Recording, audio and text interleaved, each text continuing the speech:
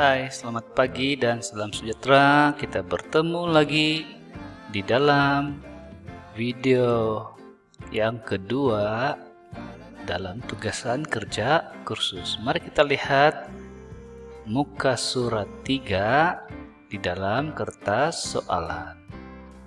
Kita fokus terus ke bahagian yang kelima.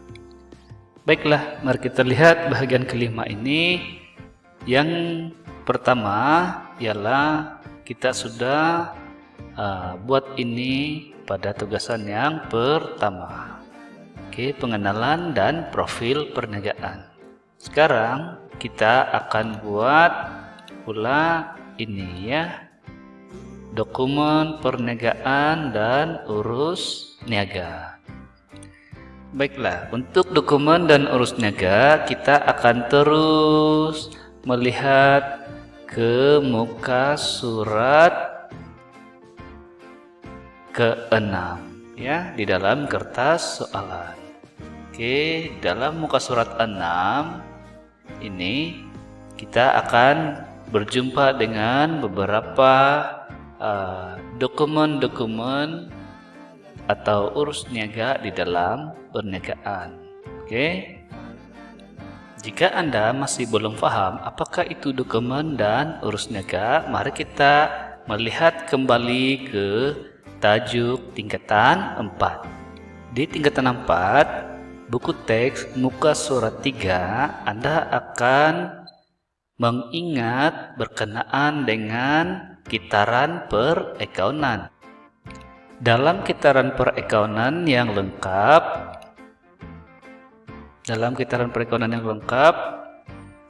terdapat 8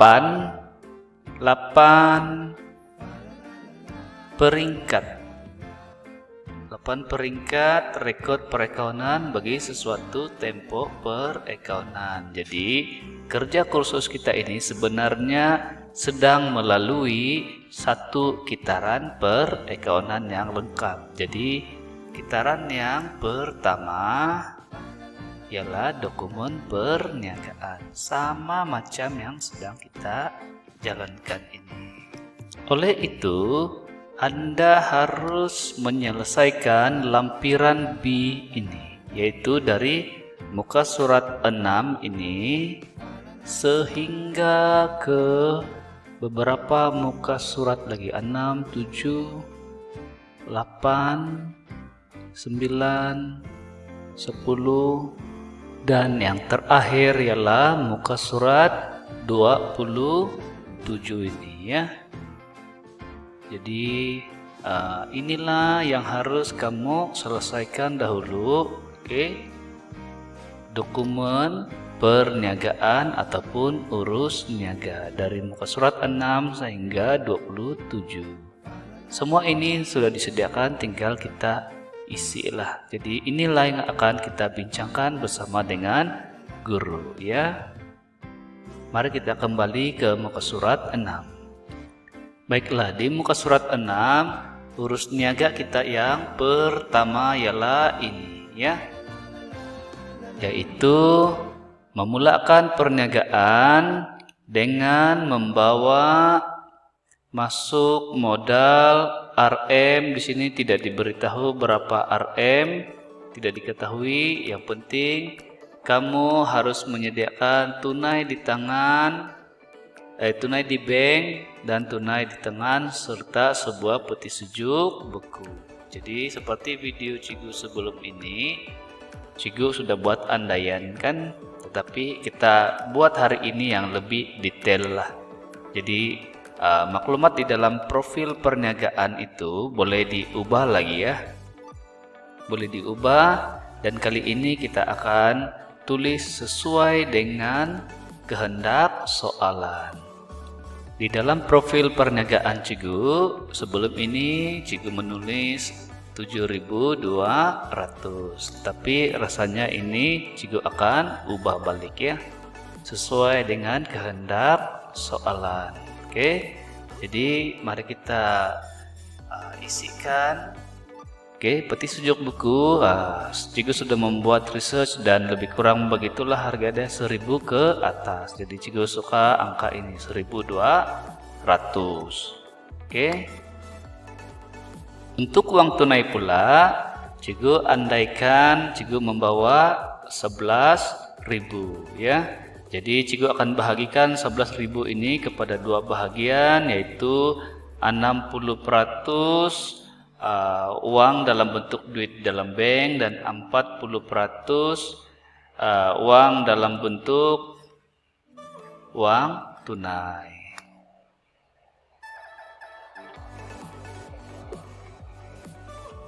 Oke, oleh itu 11.000 darab 60% sama dengan 6.600. Dan tunai di bank ialah 11.000 darab 40% sama dengan 4.000 4.400. Baiklah, jadi ini adalah urus niaga Cigu yang pertama. Jadi bila di total semua 6.000 tambah 4.000 ini tambah 1.200 sama dengan 12.200. Oke, jadi Cigu akan ubah modal Cigu di sini. Oke, ini Cigu akan ubah. Oke, menjadi 12.200. Baiklah, selesai untuk modal. Anda harus gunakan modal dan jumlah tunai di tangan serta harga peti sujok buku yang baru lah. Jangan ikut yang ini. Kalau sama, Cigu tidak berapa setuju. Mari kita teruskan ke dokumen atau urus niaga yang kedua. Oke, urus niaga yang kedua ini ya. Jadi masih lagi di 1 Mac. Oke, membeli peralatan kedai ya. Jadi ini adalah dokumen sumber. Oke. Di dalam buku kamu tingkatan 4 ini boleh dilihat di bab ataupun modul 3 buku teks tingkatan 4. Baiklah, buku teks tingkatan 4 muka surat 67 ialah modul 3 dokumen perniagaan sebagai sumber maklumat. Anda boleh jadikan ini sebagai rujukan Anda untuk melaksanakan tugasan nomor 2 tadi ya, yang ini membeli peralatan kedai dengan dokumen sumber yang dipanggil invoice. Oke, mari kita lihat balik apa itu invoice. Oke, jadi ini adalah model 3 tingkatan 4. Oke, berikut merupakan dokumen-dokumen sumber. Oke, banyak di sini ya. Bil tunai, resit, keratan, cek, voucher pembayaran. Jadi semua ini akan Anda temui sepanjang menjalankan kerja kursus ini. Jadi berarti Anda sedang mengulang kaji modul 3 tingkatan 4, namun dengan lebih dalam dan lebih praktikal. Mari kita cari invoice ya. Baiklah, invoice ada di muka surat 79 buku teks tingkatan 4. Jadi mari kita lihat apa itu invoice. Invoice adalah dokumen perniagaan yang digunakan oleh pembeli ketika pembeli membeli barangan secara kredit. Apa itu kredit? Kita beli secara hutang ya. Oke. Invoice dihantar kepada pelanggan untuk memaklumkan tentang amount yang perlu dijelaskan. Disediakan dalam 2 salinan Invoice asal diserahkan kepada pelanggan, manakala invoice salinan disimpan oleh pembekal. Baiklah, mari kita lihat kerja kursus kamu. Dalam kerja kursus, nampaknya invoice yang ada di tangan kita sekarang ini ialah asal. Kenapa asal? Ini berarti kamu membeli dari orang dan mereka telah memberikan kamu sebuah sekeping invoice. Jadi apakah peralatan kedai yang Anda beli? Mari kita lihat di dalam soalan ini. Kita membeli meja 2 buah, dapur 2 buah, tongges 2 buah, dan kursi ada 8 buah kursi. Jadi tugas kita ialah mencari harga, mencari harga setiap ini ya. Jadi di manakah hendak mencari harga? Masuk saja Google ataupun bertanya dengan ibu bapak ataupun rekan-rekan harga-harga ini ya. Meja macam mana cikgu? Meja ini digunakan semasa berniaga di dalam kios burger kamu. Jadi cikgu sudah membuat beberapa rujukan, kamu tidak boleh tiru ya harga yang cikgu bagi ini. Baiklah kelas, macam cikgu nampak ini, cikgu type harga meja. Inilah dalam bayangan cikgu meja yang digunakan di kios itu. Jadi 89 di sini ya. Jadi cikgu akan tulis 89. Jadi 89 darab dengan 2, jawaban dia 178. Jadi untuk dapur gas, dapur menjual burger, dapur masak burger ialah seperti inilah, ada punya plate di atas ya, begini. Jadi ini macam-macam harga di sini, kamu type sajalah ya. Baiklah, untuk cikgu dapur cikgu cari yang standar sedikit lah. Saya letak 400 sebuah, jadi 400 kali 2 800 ringgit. Saya beli dapur ya, supaya selesa cikgu memasak burger. Untuk tongges pula, untuk tongges cikgu letak 80 ringgit lah satu tong, jadi 80 kali 2 160. Dan kursi apa-apa saja, kursi plastik lah paling senang ya. Jadi satu kursi itu cikgu anggarkan 12 ringgit lah di sini ya. Jadi harganya ialah 96 ringgit. Jadi mari kita jumlahkan ini. Jumlahnya ialah 1234. Jadi harga kita mesti berlainan ya. Ini cikgu bagi contoh. Kemudian apalagi yang harus ada di dalam invoice ini ya. Jadi Anda isikan di ruangan sini dan ruangan sini. Siapa punya nama di sini? Anda ialah pembeli. Jadi nama Anda dibawa sini kepada. Macam cikgu, nama perniagaan cikgu ialah Nathan Burger. Dengan alamat lah, tulis di sini alamat. Jadi ini tempat cikgu membeli. Biasanya barang begini cikgu andaikan sahajalah nama dia cikgu beli daripada Keningau Kitchen. Mungkin sebuah perniagaan yang lengkap menjual pelbagai peralatan dapur. Di tingkatan 4 inilah contoh invoice yang lengkap ya, seperti ini invoice dia. Jadi mari kita lihat contoh kita tadi. Yang tinggal ialah nomor invoice. Nomor invoice ini jangan terlampau pikir sangatlah. Biasanya nomor invoice itu paling kurang ada 4 angka lah. Kamu boleh tulis apa sahaja nomor di sini ya, sebab ini invoice yang kamu terima dari orang. Jadi nomor dia tidak akan sama ya, berurutan. Oke, jadi seterusnya kita lihat urus niaga di nomor muka surat 7. Muka surat 7. Oke, muka surat 7 ini ialah urus niaga yang ketiga. Oke, apakah itu membayar deposit, sewa kios, RM tidak diketahui, dan sewa kios bagi bulan Mac ialah RM secara tunai. Oke, jadi mari kita lihat soalan.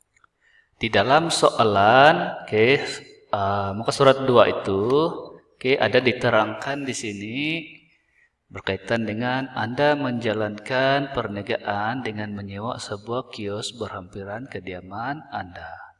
Jadi kita menyewa. Biasanya menyewa ini kita akan dikehendaki membayar deposit lah. Contohnya jika sewa kios itu ialah 300, biasanya kamu dikehendaki memberi deposit beberapa bulan, ya.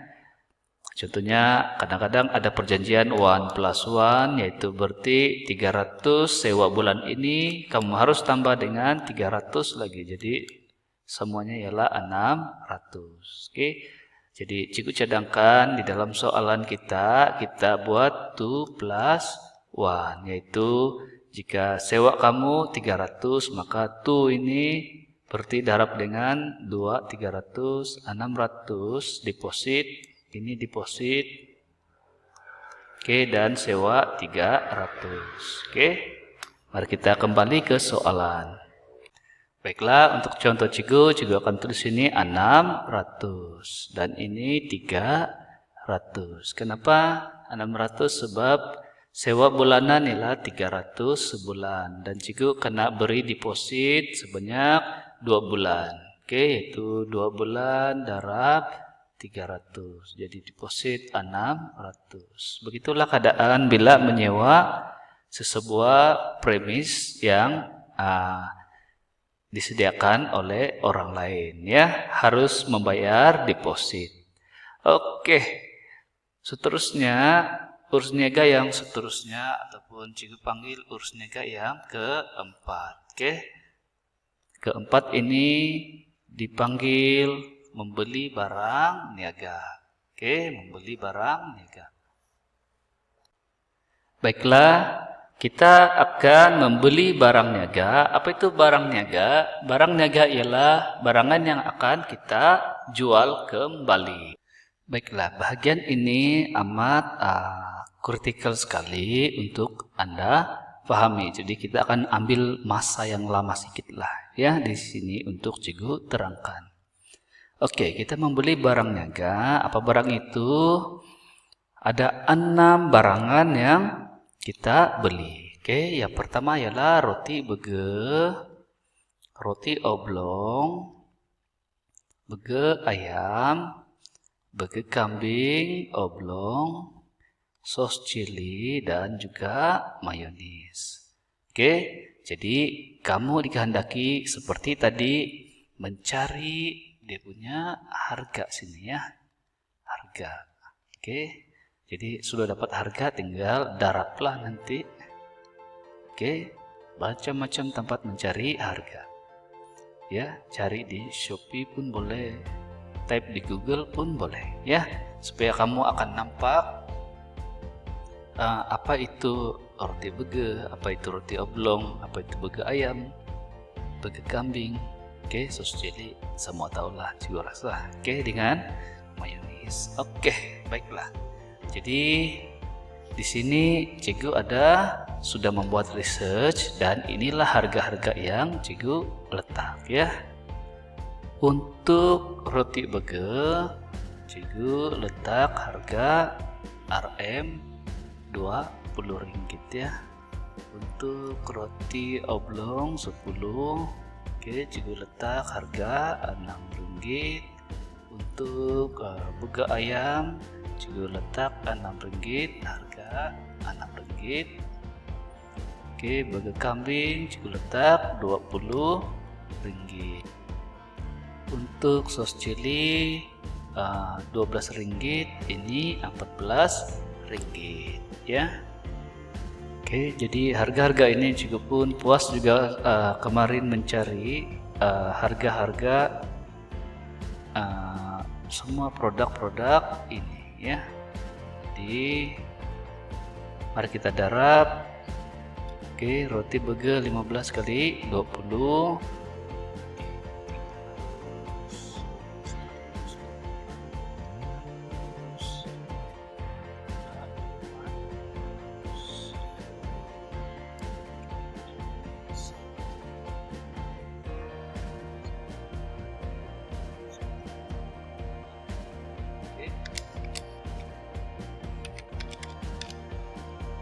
Oke, jadi kita akan jumlahkan nanti keseluruhan. Jumlah keseluruhan ialah 1868. Oke, jadi sepatutnya dengan harga yang berbeza dengan cikgu dan kamu berdasarkan kajian masing-masing sepatutnya tidak akan samalah. Kita tidak akan pernah sama jawabannya. Oke, untuk ini pula kepada, maksudnya macam sama seperti tadi, kepada nama kedai cikgu lah, kepada Nathan Burger. Oke, dengan alamat sekali lah ya. Oke, ini pula untuk nama di sini kita ingat lagi balik ABB yang kita sediakan di profile. Mari kita lihat profile.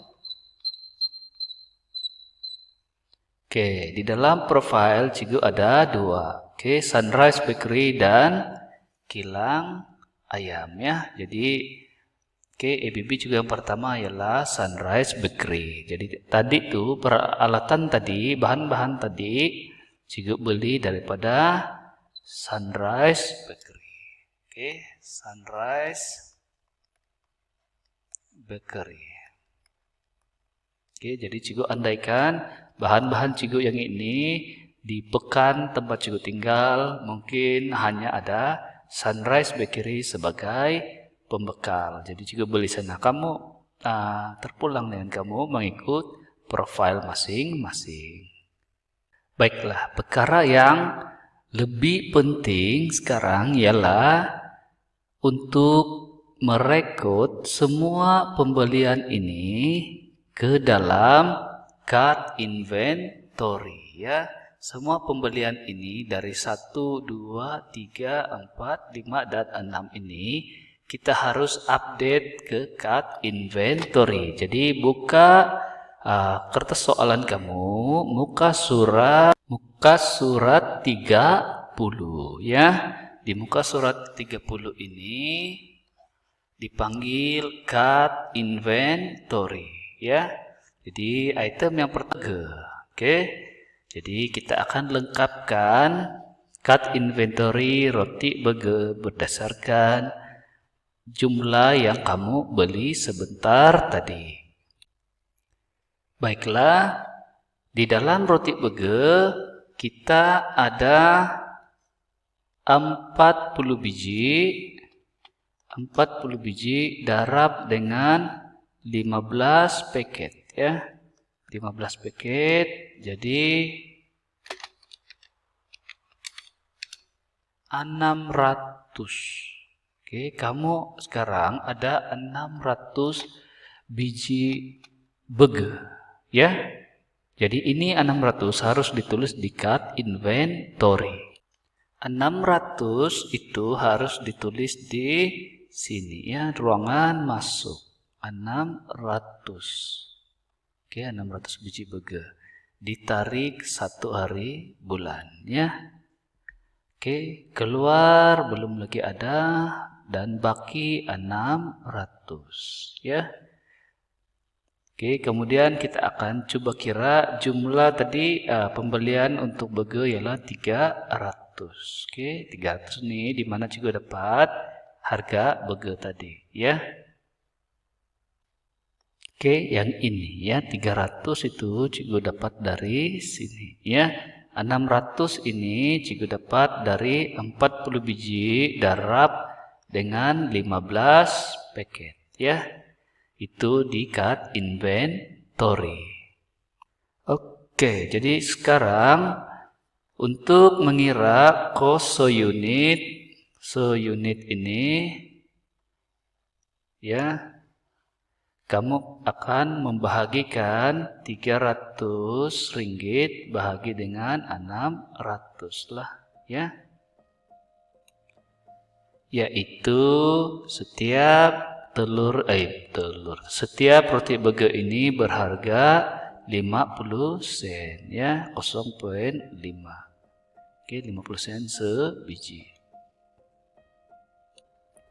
Baiklah, untuk inventory, kamu boleh rujuk balik di buku teks tingkatan 4, muka surat 204, ya. Di sini ada ditulis berkenaan dengan hubungan antara imbangan duga, inventory akhir, dan penyata keuangan, ya.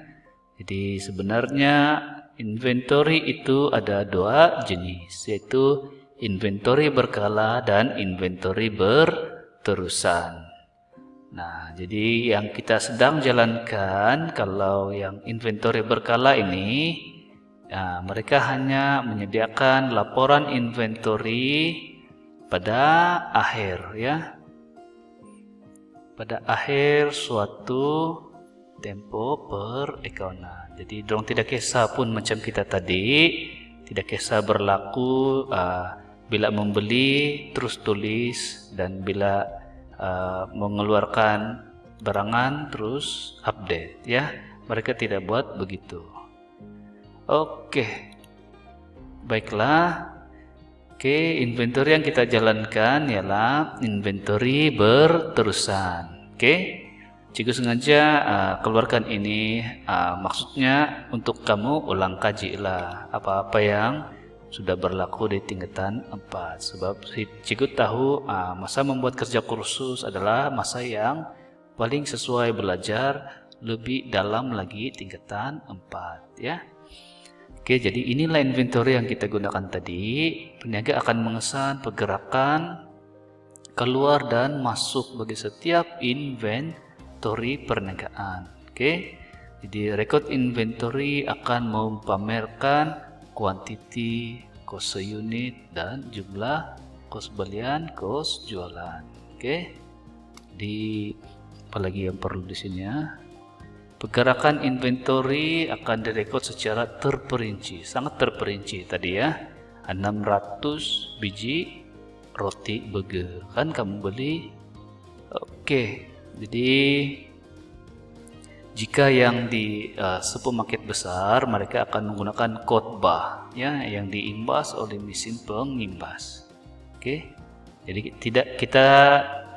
cara kita di dalam kerja kursus ialah tidak menggunakan mesin seperti ini, ya. Kita tidak menggunakan mesin seperti ini, tapi kita menggunakan apa yang dipanggil sebagai cut inventory, ya. Ini dia cut inventory, sama macam kerja kursus kita tadi lah. Ada bagian masuk, ada bagian keluar, dan bagian bagi. Oke, kejap, ya, kita balik kepada soal. Baiklah, seterusnya selepas roti burger kamu kena tulis juga roti oblong. Oke, mari kita lihat soalan. Baiklah, roti oblong pun kita akan kira berapa harus direkodkan. Oke, jadi cikgu padam dulu. Oke, untuk roti oblong 10 biji darab dengan 20. Oke, jadi 10 kali 20 sama dengan 200 biji. Oke, jadi 200 ini akan kita tulis beserta dengan 120 ini, ya. Di cut inventory. Oke, di cut inventory kita akan tulis roti oblong tadi di 1 hari bulan ini 200 biji roti yang masuk. Yang keluar belum ada, bakinya 200, ya.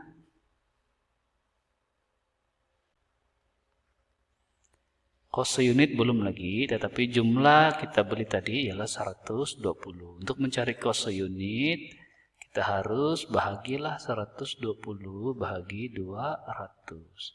Sama dengan 60 sen, ya. Jadi kos dia ialah 60 sen. 0,6. Oke.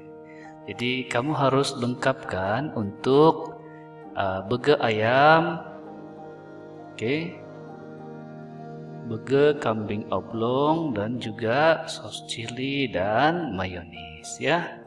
Jadi itu Cigu akan tunggu kamu bertanya dengan Cigu, dan selepas habis ini, lengkap ini dalam minggu ini, kita akan teruskan lagi pada urus niaga yang seterusnya. Cigu rasa itu sahaja buat masa ini untuk urus niaga dan dokumen sumber.